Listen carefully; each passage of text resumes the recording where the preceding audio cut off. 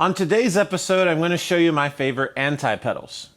What's that you say? Oh, you don't know what an anti-pedal is. Well, you're going to find out after we roll the really cool little scene thing we do between this part and like the other part. Here we go. Go ahead, Nick.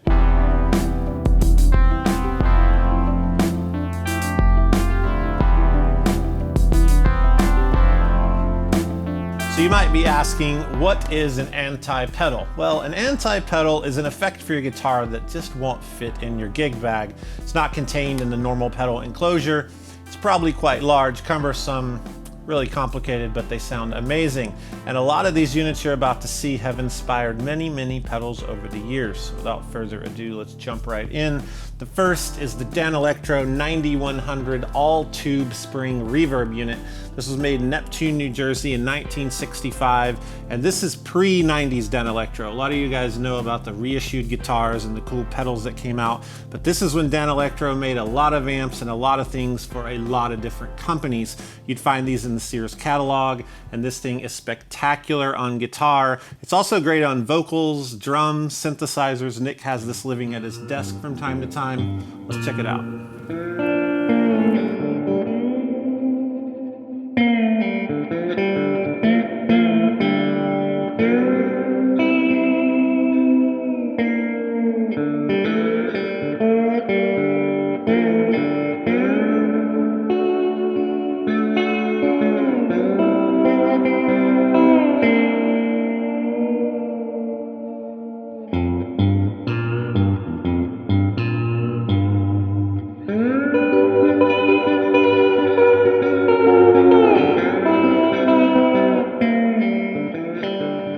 The second anti-pedal is a Sweet Sound Ultra Vibe in a 19-inch rack case. Some of you guys thought you got me because I named a pedal, but it turns out he made one of this unit for an artist, it turns out, and I got a hold of it, and it's really cool, super rare. You probably know the Mojo Vibe if you've ever looked into Univibes, and then there's the Ultra Vibe here. So supposedly that's what's in this rack. I've shot them out, they sound near identical, and this is a really cool find. You might be saying, you know, why don't you just play the pedal in another video? Well, I don't want to play the pedal because I have this, and this is big, and big stuff is cool, and it's an anti-pedal. So let's play it.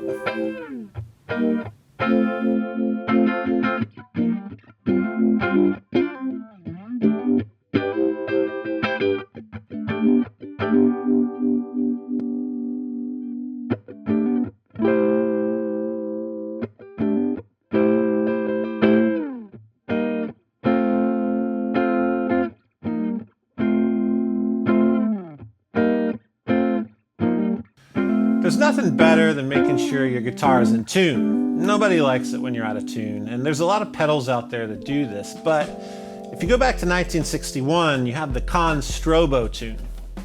It weighs 20 pounds. It's basically like two 10-pound babies, and it's really finicky. And there's a door over here. Let's see if I can open it. Oh my gosh, it's so heavy, and the door will never open. Hold on, just bear with me, guys. Okay, hold on. Sorry. Okay, we got the door open. Hold on. There's that. This is an EV mic, Electro Voice, an old microphone, because you might want to plug it in here and hold it up to like your guitar and tune it. But basically, this it has tubes in it. It gets super hot, like it'll burn your hand off, and it's a strobe tuner. So, you know, Jimmy Page's Guitar Tech used this, and people in that era, and that's why they're a little out of tune sometimes, because this is really hard to deal with.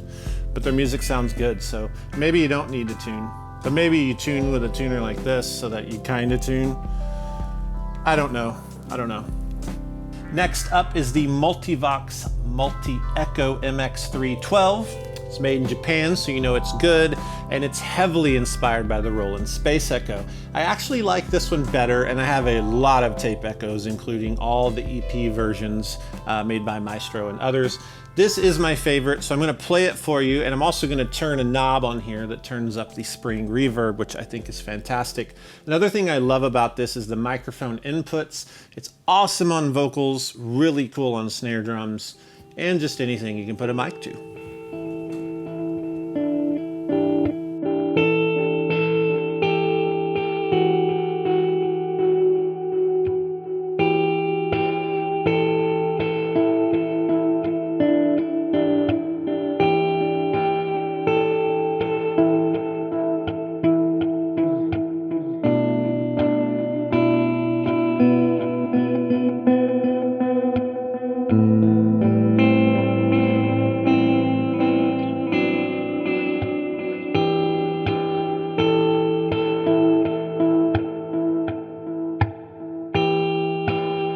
The fifth anti-pedal is actually a couple things, and they're in a rack unit. It's the Boss ROD10 and the RCE10. These came out in 1985 for the then booming home studio market.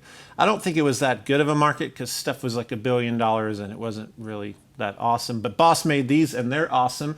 I've been a big fan of this series for years and years. So you see the power supply down here on the bottom. I have the overdrive here and the chorus on this side, and I'm just gonna go 80s. I'm just going for it. I'm going 1985, I'm going shredder vibes, and you're going with me, whether you like it or not.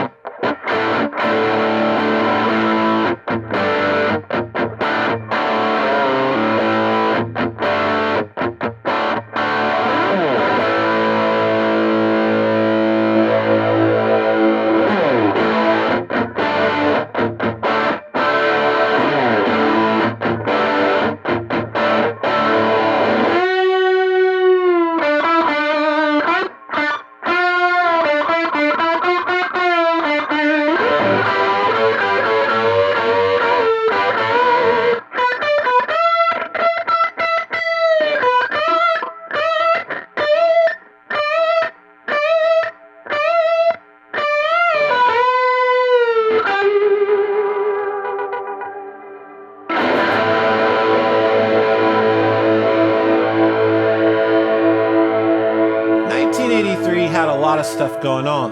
There was a new type of rock invented, Fraggle Rock, and Ibanez released the HD1000 Harmonic 8-bit delay. It's a 19-inch rack unit that does way too much stuff. I like to think that if Earthquaker Devices was around in '83, this is what they would have made because it's awesome, I love it, yet I'm so confused and full of joy as I try to use it. There's an actual chart here that just kind of shows you all the madness. So it does everything from flanging, chorus, doubling, hard reverb, slapback, long echo, harmony, octave, doubling, true vibrato, feedback sweep, arpeggios, and time compending. I didn't know that was a thing. Now I do. I'm just going to noodle around on it because honestly, it makes my head hurt. There are no presets. It's just 8 bits of glory with a whole lot of sounds. So if you like noodling and tweaking on things, just join me. Here we go.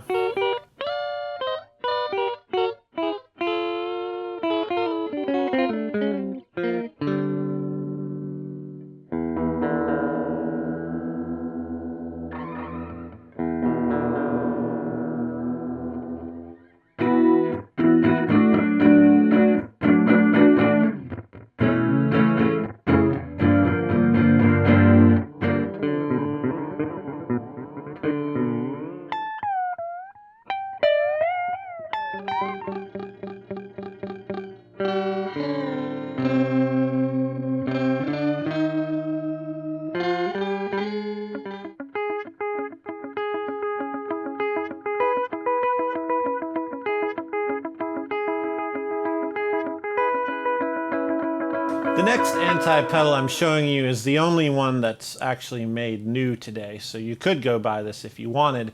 It is the all-tube Milkman Reverb Tremolo head. Now this is harmonic tremolo, which is really, really different than just your standard stuff. It's almost like a weird type of vibrato. I really, really love it. This is definitely, I'm thinking about it, and I'm sure that this is my favorite reverb unit I've ever had. I have all the original Fenders, I have some crazy stuff. This thing is just amazing. So what Tim does, kind of all of his Milkman stuff, all of his amps and all of these kind of units that he makes, he just takes these Fender circuits and he refines them to death, like way overboard. So they're not clones, they're just these vastly improved and enhanced kind of modernized versions of these circuits that we all love. So I really love this one. I asked Tim about it, and I have a little voice message. I hope it's okay with you, Tim. I think he described this unit better than I can. They kind of fall into the Ben & Jerry's category, which is there's just too much of everything, which makes them really fun. Yeah, so too much of everything definitely makes this the most fun reverb trim head I've ever played.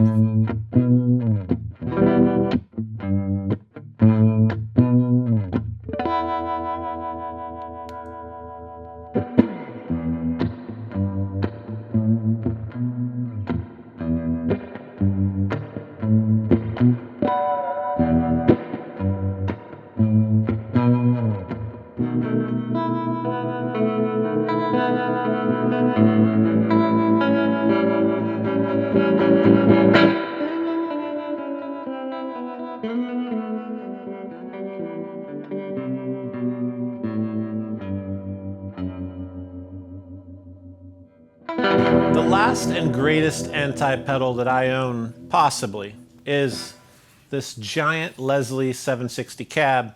As you all know, I'm 12 foot tall, so when I sit down on a stool next to this, I'm about 9 feet tall, which makes this roughly 8 feet tall. I'm exaggerating everything, but I want you to get the idea that this thing's big. You don't carry it to a gig, and if you do, you're Chuck Norris. It's amazing. In the bottom, it has a 15-inch speaker with a rotating baffle, and in the top, there's a horn that turns in a circle.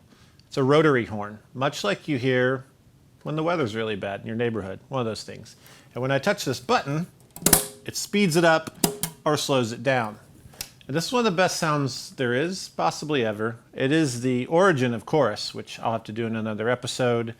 And I'm just really in love with this, and I'm just really cherishing it because it was broken and we fixed it. And, yeah, I think you just need to hear it.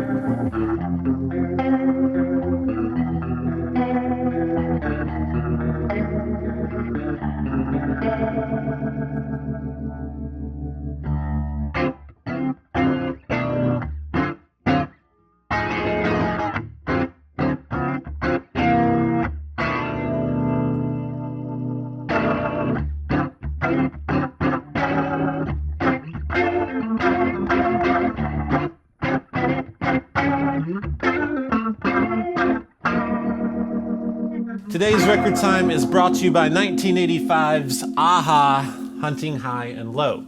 You have all heard the song Take On Me, and if we're honest, which we're trying to be here on the show, you've heard that song way too many times.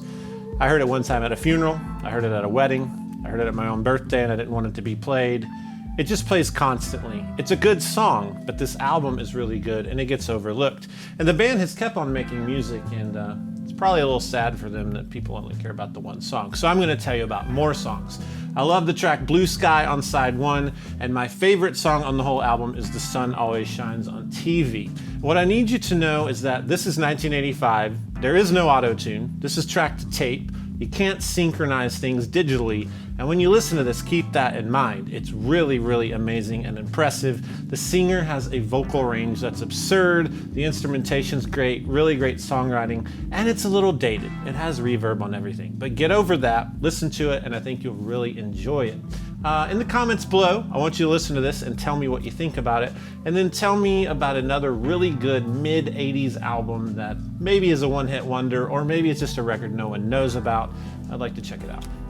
Thanks so much for watching this episode. I hope you enjoyed it. I have a lot more anti-pedals, and I plan on doing between 300 and 400 of these episodes over the next year or 10 years. I'm real indecisive, but I know I'm gonna do more. If you liked it, hit like, subscribe to the channel, and there's a bell icon. Click that to get notifications of future episodes. In the comments below, I would love to know what your favorite anti-pedal that I showed today was, and tell me the ones that you own. Let's talk about it. I'm okay with it. I make pedals, but sometimes I just don't want to see a pedal, and that's okay. And in that, I think I'm happier and you're happier, and the world's just a better place. So have a great day. Go play guitar.